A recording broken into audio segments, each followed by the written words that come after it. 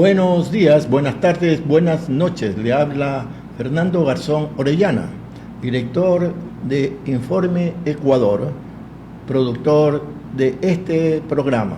Agradecemos a la Unión Nacional de Periodistas, Núcleo del Guayas, y a su presidente, el licenciado Richard Sellán, por esta oportunidad de compartir con ustedes todos los aspectos propios de la geopolítica mundial y también de la historia y de nuestros propios países de América Latina. Hoy vamos a tratar un título que se explica por sí mismo: la guerra contra Irán e impactos planetarios. La siguiente. Para poder un poco discernir y también clasificar este proceso tan agudo que se está dando a nivel mundial, esta gran batalla a partir de la guerra que generó Estados Unidos e Israel contra el pueblo de Irán, contra su gobierno, contra una civilización, contra una dinámica soberana de gran amplitud económica, de gran amplitud de innovación. Es a este país, a este pueblo, que se ha dado un proceso realmente muy criticable, atrozmente criticable. Y para esto vamos a tener 8 referentes, que yo les llamo estas estrategias de reconfiguración del poder mundial. Porque tenemos que reconocer, en Irán se está definiendo parte de la historia, a lo menos de este periodo histórico inmediato. No es cualquier guerra de agresión. Es, por decirlo, y retomando una famosa frase, cuando se agredió a Irak hace algunas 2 décadas, la guerra de lo que se llama la madre de las guerras.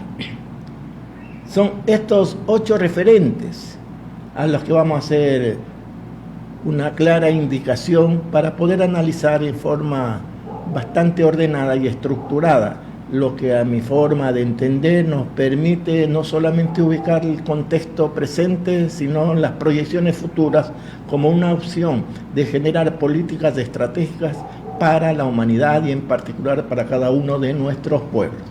Pues bien, empecemos. La siguiente, por favor.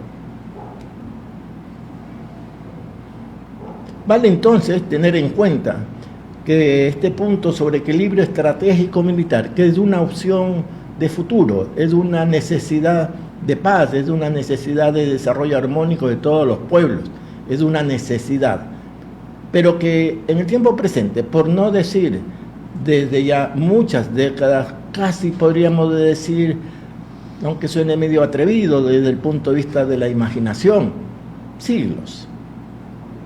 La humanidad ha vivido en violencia, ha vivido en confrontación, ha vivido amenazándonos unos seres humanos, por decirlo así, seres, contra gran parte de la población mundial, y también agreden directamente a las otras formas de vida, la de la naturaleza. Es por eso que precisemos qué es lo que se está presentando ahora, y tengamos en cuenta lo siguiente, que esta agresión iniciada recientemente, de una forma directa, 28 de febrero, donde teníamos un hecho evidente de agresión militar frontal, tanto de Estados Unidos conjuntamente con Israel.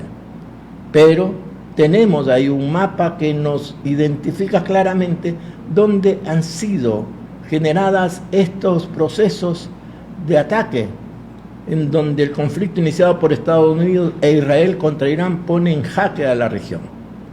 Irán posee el arsenal de misiles balísticos más grande del Oriente Medio, enfocado en tecnología de misiles de largo alcance, drones de combate y misiles hipersónicos, como el Fatah-2.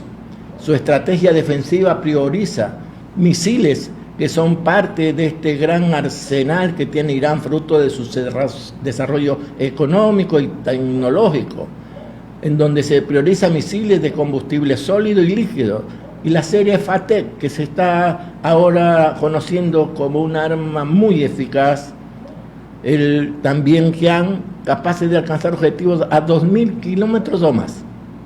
Más aún ahora se considera que el radio al cual puede llegar incluso hasta 4.000 kilómetros.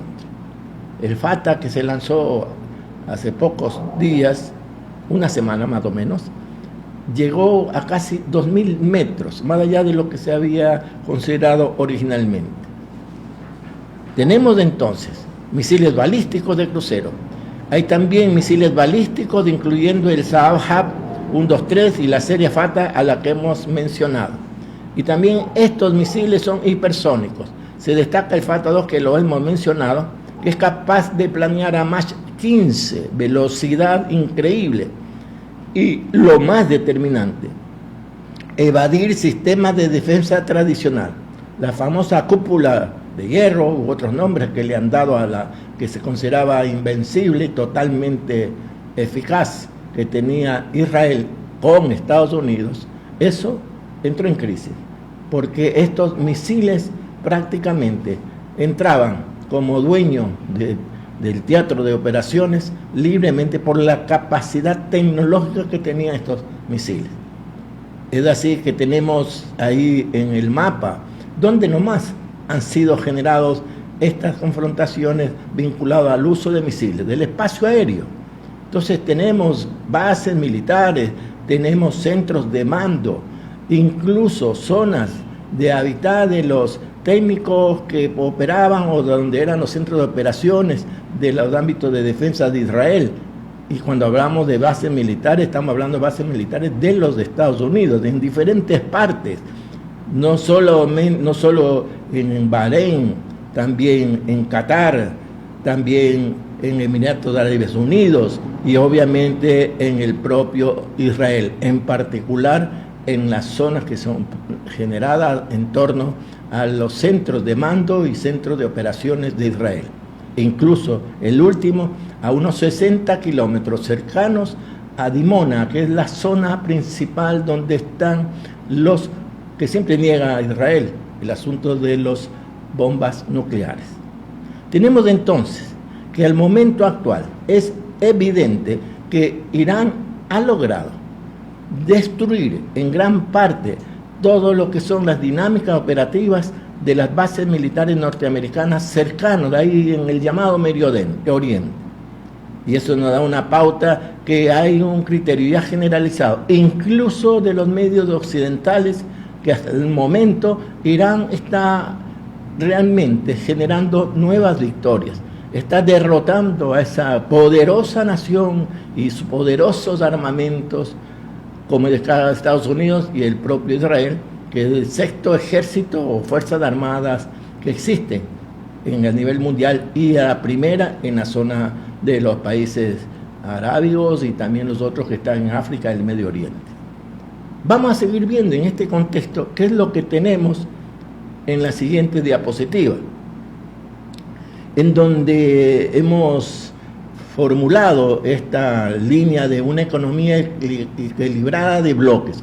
Cuando nos referimos a la economía equilibrada de bloques, nos estamos refiriendo que en el momento presente y todo el siglo anterior principalmente, se constituyeron grandes bloques económicos que estaban asociados al control político, económico y militar a través principalmente de los Estados Unidos. O sea, estamos hablando, por ejemplo, del G7, que es el grupo de países que con Europa y con el propio Estados Unidos generaron un proceso de control total, absoluto prácticamente, basado en una economía, yo diríamos, de la avaricia, de una economía de la libre empresa, llamada así, una economía de libre mercado, del llamado neoliberalismo. Pues bien, este bloque que ha sido hegemónico, es el bloque hegemónico que ha estado en muchas décadas, está siendo desbordado por dinámicas principalmente de países del sur global, liderados obviamente por la economía que ya se considera la primera en el mundo, como el caso de China, y también de por medio está Rusia, están otros países más, Brasil, la más potencia económica de América Latina, y podremos hablar el caso de Sudáfrica, Y así, tenemos entonces países que son parte de lo que se denomina del sur global, de los BRICS, que hemos mencionado en algunas ocasiones. Pero vale entonces concentrarnos ahora dentro de este proceso, digamos, de transición de un bloque hegemónico que está en proceso crítico de avanzada o de retroceso en su economía.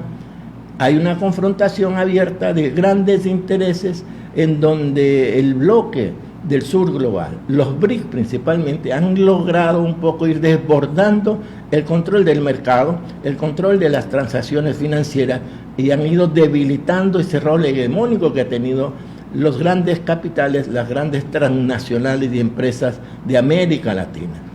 Pero obviamente no se están dejando fácilmente vencer, por decirlo así, en este caso por la incidencia que tiene Irán, y están asumiendo lo que ha sido una dinámica, y ahí sí no solamente de décadas, sino de siglos, en donde sectores económicos, grupos poderosos, sean plutócratas, sean aristocráticos o sean monárquicos, que han mantenido un proceso permanente de generar o inducir guerras, porque estas son las que generan, a final de cuentas, unas capacidades propias de financiamiento y de generar una industria militar asociado a un conjunto de aspectos que también los vamos a tratar.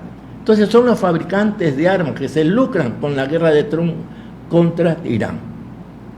Claro, ahí aparecen los que han sido los grandes contratistas del Pentágono, como Lockheed Martin, Northrop Grumman y otros que lo hemos mencionado en sus ocasiones.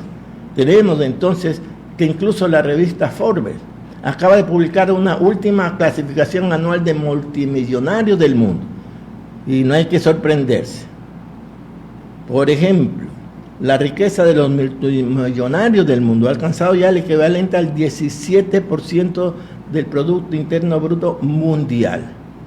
O sea, un grupúsculo, por decir, abominable en cuanto a prácticas con respecto a la humanidad, controlan el 17% de la economía del mundo. Claro, se ha dicho que esta guerra generaba para Irán y para otros países, iba a generar crisis para esos países a cuenta de que se lograba controlar por parte de Estados Unidos e Israel el flujo de petróleo. Pero es una gran mentira, para un poco exacerbar y dar a entender que hay grandes victorias. Decíamos, es una gran mentira porque China solo recibe del flujo real de petróleo el 5%, Arabia Saudita el 6.2%, y eso con respecto a su propia producción de petróleo, su propia generación de importaciones de otras partes del mundo, eso realmente representa muy poco para estos países. También hemos visto ya el tema de la riqueza, y en el cuadro que tenemos abajo de esa línea vemos cómo se ha ido incrementando, que empieza en 1985, 2015, 2020, 2025, y vemos cómo esa línea ha ido creciendo de una forma pavorosa. Esos es los grandes financieros, la gran industria militar, industria del entretenimiento, etc. La siguiente. Decíamos también que este proceso que hemos vivido, que hay un tercer referente de estrategias políticas, la importancia de generar un humanismo cultural universal, que haga encuentro de pueblos, de naciones, de sectores de la humanidad. Pero en el caso de Irán hay una particularidad. Han dado mucho a la humanidad y siguen dando por los grandes desarrollos científicos y tecnológicos. Por ejemplo, quien no sabe o recuerda cuando era en el colegio, los estudios, Avicena, su obra El Canon de la Medicina, referencia en Europa por siglos, matemáticas, astronomía como el álgebra, trigonometría y la construcción de observatorios, innovaciones técnicas como el sistema de gestión mediante acueductos subterráneos. Esa es parte de la herencia que se está viviendo del mundo iraní, realmente el mundo que en su momento fue poderoso, de Persia. Tenemos también los torres de viento, sistemas de aire acondicionado natural, el polo, el ajedrez, incluso la primera declaración de derechos humanos del mundo en un cilindro de Ciro, que se denomina de la época en cual fue generado. Y esto nos da una pauta que Irán da un aporte sustancial, entre muchos cosas, también la producción científica entre países islámicos, la publicación de artículos y desarrollos de la nanotecnología. Y podemos hablar así, están ahí en la pantalla, pero da un conocimiento real de que Irán es un gran país, generador de riquezas y de mucha humanidad. Y eso es parte de la necesidad a futuro de una gran paz basado en una civilización que aporta con su sapiencia, con sus saberes, con su ejemplo también. La siguiente. Y en este contexto, evidentemente, se da una disputa de hegemonía ideológica, donde las grandes mentiras de Trump sobre Irán están en este momento enfureciendo incluso a países de Europa, porque se está ocultando la crisis que tiene los propios Estados Unidos. Y miren las opiniones. El que estamos viendo en la pantalla del lado izquierdo es Frank-Walter Steinmeier, presidente de Alemania. Y él dice abiertamente, es una guerra realmente evitable, innecesaria. Casi todos los países de Europa están criticando, cuestionando esta guerra llevada adelante por Israel y por el propio Estados Unidos. Claro, y en ese contexto hay una guerra de relatos, de opiniones, pero también tenemos claro que Rusia y China han desafiado a Estados Unidos porque no comparten y evidentemente critican el rol que tiene en este momento Estados Unidos en esta confrontación. La siguiente. El otro referente que es importante tener en cuenta, el número 5, cohesión del frente soberano. Decimos ahí soberano en el sentido de que se respete y se haga respetar la soberanía de países, naciones y pueblos. Esta necesidad de respetar en algunos casos ha sido totalmente violada, desbordada por estos grandes intereses mundiales. Y tenemos concretamente en donde en esta guerra que se ha dado contra Irán se han topado con algo creo que seguramente no se esperaba. A raíz de que asesinaron con el rol de la CIA al que es el líder supremo, Ali Khamenei, la movilización de miles de iraníes, incluso a riesgo de los bombazos de misiles que lanzaba el propio Estados Unidos como parte de su estrategia de incidencia sobre la realidad de Irán. Pues bien, igual salían, y también salieron en forma masiva cuando asesinaron misiles norteamericanos y israelíes a 160 niñas en Irán. Entonces, eso es fruto de esta acción desbordante, demoníaca de estos sectores que por la ambición, por la necesidad de generar riquezas, inciden directamente en la realidad de pueblos y naciones. Y claro, hay movilizaciones a raíz de estos asesinatos masivos en Irak, en India, en Yemen, en el Ecuador también. Estamos viendo el lado derecho, se promovió por la paz y el fin de las guerras de decenas de organizaciones sociales, políticas, de trabajadores y obviamente aquellas de solidaridad como la Unión Ecuatoriana Palestina, también el Comité Unitario de Solidaridad Ecuador con Palestina y otras organizaciones que tuvimos presentes realmente en el centro de la ciudad de Guayaquil, expresando esta frase un poco histórica: fuera amenazas y botas gringas sionistas contra Cuba y pueblos. Y en los pueblos que se mencionan, evidentemente está Irán, Palestina, Haití, Yemen, Venezuela, etc. La siguiente.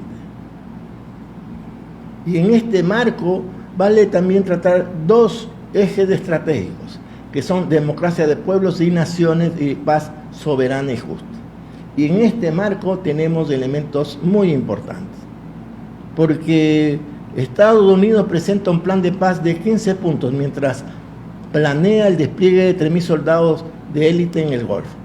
Miren ustedes, las frases que dice Trump, el mentiroso mayor, entre otras que dice que hemos acordado que no tendrán armas nucleares.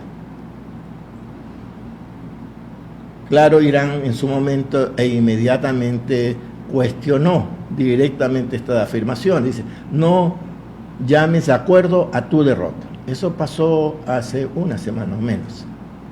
Y hacemos esta referencia, porque incluso en el mismo texto, cuando dice, hemos acordado que no tendrán armas nucleares, es un estilo, casi como se usa para las famosas formas de propaganda y de marketing inmobiliario, porque afirma algo que sí, es real, pero que no es propiciado por Trump. Ya el propio Irán, a través de una fatua, que es una especie como decreto del ayatollah en su momento, el que fue asesinado, por cierto, que nos permite identificar claramente que esa decisión de no tener armas nucleares ya está incluso por decreto, por decisión del propio ayatollah, líder máximo de Irán.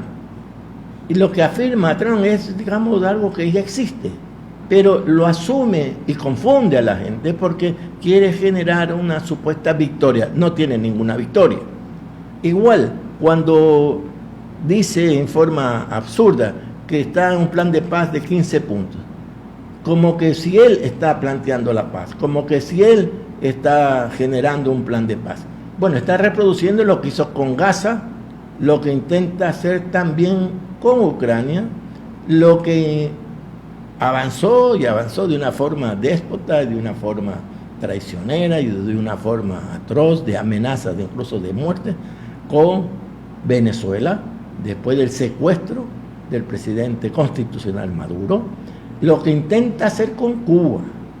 Esto es un conjunto de plan de paz basado en un posicionamiento, en una amenaza militar o una intervención militar abierta, como pasó en Gaza, que es un modelo a seguir para estos sátrapas del destino de la humanidad. Entonces, vamos viendo cómo se configura un discurso, un relato, que es absolutamente contrario a la realidad. Y en ese sentido también tenemos otro elemento que empata con estas cuestiones, porque el líder supremo Ayatollah Ali Khamenei fue efectivamente asesinado, él y toda la familia, su esposa, sus nietos, sus niños, así como destruyeron una escuela con 168 niños, así destruyeron al lugar donde estaba el Ayatollah y no solo asesinaron al líder supremo, sino asesinaron también a su familia. Y cuando hablamos de la democracia de pueblos y naciones, hacemos referencia precisamente a esa capacidad que tiene Irán, que ejerce una democracia plena, quizás una de las democracias más avanzadas del mundo. Claro, nos han convencido, lastimosamente, no solo aquellos que son de una posición totalmente derecha, sino aquellos que, digamos, tienen una mentalidad progresista e incluso de izquierda, porque es tan poderoso el manejo en la guerra cognitiva por parte de los medios de comunicación, formas de generar imágenes por parte de grandes transnacionales, que casi han convencido de que ese es un país llevado adelante por un dictador, por un hombre mesiánico, como que si no hubiera nada más que él mandando una nación. Pero sorpréndanse, este líder supremo asesinado y que luego inmediatamente asumió un nuevo líder supremo, pero por votación generada por lo que se denomina una asamblea de expertos, que son 88 clérigos que escogen al ayatollah como líder supremo. Pero el ayatollah no es que controla el poder judicial, el poder ejecutivo, no es que controla los poderes. Una de sus razones de existencia, entre otras, es fundamentalmente el mantener lo que podríamos decir son las costumbres, las políticas desde el punto de vista de la ética y del punto de vista también de los valores tradicionales de las religiones, y la dinámica de estos ayatolás está en esa línea, porque también existe, y ahí viene un poco esta diversidad de referentes, existe esta misma asamblea de expertos, existe el Consejo de Guardianes de 12 miembros que revisa o ratifica las leyes y también veta a candidatos que, como quien dice, tienen algunas referencias desde el punto de vista de su ética, desde el punto de vista de su trayectoria, porque además en ese contexto también se elige el jefe del Poder Judicial, como una dinámica así mismo muy propia, que es como una especie de tipo del Poder Judicial de cualquiera de los países. También está un presidente, o sea, hay un poder ejecutivo y el presidente, cuyo nombre es Pezeshkian, que está vivo hasta ahora, no ha sido asesinado, y esperemos que eso continúe así, que es un presidente elegido por elección popular, no es puesto a dedo, no, la democracia es completa. Incluso tenemos que existe también un parlamento que es de 290 legisladores, que son los que generan las leyes. Tenemos también a un consejo de conveniencia, que es un medio en caso de disputa entre precisamente el Parlamento y el Consejo de Guardianes. O sea, una especie de contrapesos múltiples, no estos contrapesos tradicionales de la democracia occidental, poder ejecutivo, poder judicial, poder del ejecutivo. No, aquí hay 7 u 8 espacios de poder dentro del Estado que mutuamente ejercen sus propias responsabilidades, como hemos indicado, pero también ejercen una dinámica de supervisión o controles mutuos con los otros poderes del Estado. Entonces, evidentemente, tenemos una estructura de Estado amplia, podríamos decir incluso compleja, pero esa es la democracia de Irán. Y eso es algo admirable, que más allá de las creencias religiosas, respetando esas creencias religiosas, el rol que tiene los líderes de ayatolá como referencia a lo propio, es casi como una especie de corte constitucional, en cierta manera, para hacer una comparación, nos da una pauta.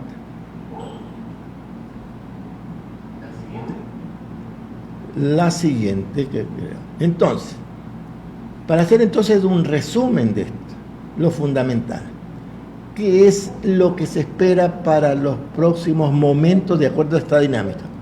1. Irán se ha posicionado en forma firme como un vencedor hasta el momento en que se proyecta a un proceso realmente de victoria. Eso significa que cualquier plan de paz se hará bajo las condiciones mutuamente aceptadas y entonces no impuestas. 2. Implica también que la economía mundial afectada por el desarrollo de estas guerras y aquellas formas que ha derivado también al control de espacios y territorios y la misma dinámica de la guerra está afectando a la economía mundial, pero en particular a la economía occidental. Tanto en el tema, fundamentalmente, entre otros, vinculado al desarrollo para el consumo de los ciudadanos, las tasas de interés y otras. Pero en este contexto hay que señalar que a la final una de las razones o causas que se generan estas guerras es, y ahora se demuestra, lo hemos comentado, los grandes intereses de la industria militar y los intereses evidentemente financieros, que son los mayormente beneficiarios de estos procesos de guerra con Irán. O sea, hay un resultado en donde hay un beneficio y que a veces no quieren la paz, sino mantener la guerra. También es evidente que por primera vez se hace una especie de confrontación que yo le denomino de civilizaciones. Irán con Persia como referente, el caso de China con su cultura asimismo ancestral y única, escritura y otros elementos propios. También otra civilización importantísima, la que se está dando en el caso de América Central, con respecto principalmente a México, con su cultura también de grandes civilizaciones. Estamos hablando entonces, en el caso de Palestina, la civilización muy relacionada con los procesos religiosos de las 3 religiones más importantes del mundo, monoteístas, como son no solo la musulmana, por supuesto, sino en gran parte la cristiana y la propia judía. O sea, estamos hablando de un proceso que está cruzando un periodo de grandes crisis, pero de grandes esperanzas. Digamos que son como una especie de estertores finales de un bloque hegemónico que ha controlado la economía del mundo en las últimas décadas, digamos, realmente, si le ponemos una fecha, 1974, donde se empezó a imponer lo que se dice el patrón dólar como forma de generación de la economía y transacciones financieras en todo el mundo. Ahora, con este presidente Trump, con Netanyahu, tenemos ante nosotros un grave riesgo, pero que se lo está de una u otra manera limitando. El grave riesgo es que entremos en una vorágine de caos total. Es como quien dice, aquel animal antidiluviano que en algún momento herido totalmente y cerca de su muerte prefiere hacer el caos total y absoluto, y además grita cada rato que es del que manda, que es del que controla, que es del que decide. Otro elemento también que podemos decir, existe un proceso de destrucción de la institucionalidad mundial. No existe Naciones Unidas en estos procesos. La Junta de Paz que existe puesta en Gaza es una Junta de Paz constituida de grandes inversionistas, dirigida por Trump. La propuesta en el caso de Ucrania incluso es basado en una especie de referencia institucional propia, pero en donde no está la Naciones Unidas u otro tipo de organismo internacional. Lo que están haciendo en Cuba, igual. Lo que hicieron en Venezuela, igual. O sea, tenemos una debilidad manifiesta que no va a superarse fácilmente. Eso tomará más tiempo, el recuperar la institucionalidad internacional, principalmente vinculado a las Naciones Unidas y otros organismos que están relacionados, como la OMS y otros, que están siendo también altamente atacados por este gran bloque hegemónico dirigido, entre otras, por las transnacionales financieras, y ahora se incorporan mucho las transnacionales de la inteligencia artificial y las transnacionales de producción militar. Y en ese entorno estamos entonces a frente de un proceso complejo, pero la dinámica a nivel mundial de solidaridad y también de convergencia de gobiernos a favor de los pueblos que están siendo atacados, que están siendo ofendidos, es una dinámica que es muy, muy importante.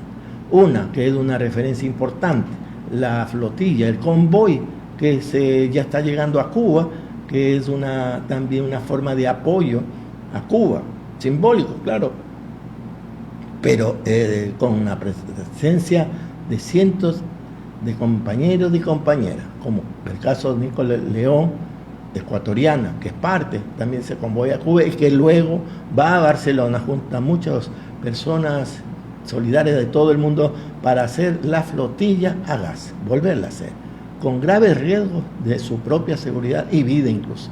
Pero ese es el compromiso, como todos los seres libres del mundo, también evidentemente hombres y mujeres, e incluso diríamos jóvenes, niños, también están con los pueblos, están con la resistencia y estamos preparándonos para avanzar hacia la paz. Muchas gracias.